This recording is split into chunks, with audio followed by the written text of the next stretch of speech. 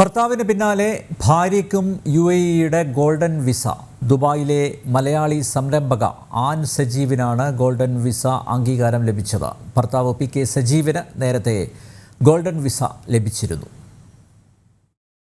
ദുബായിലെ പ്രമുഖ മലയാളി സംരംഭക ആൻ സജീവിന് UAE ഗവൺമെന്റിന്റെ ഗോൾഡൻ വിസ അംഗീകാരം ലഭിച്ചു. ഭർത്താവ് PK സജീവിന് നേരത്തെ ഗോൾഡൻ വിസ ലഭിച്ചിരുന്നു.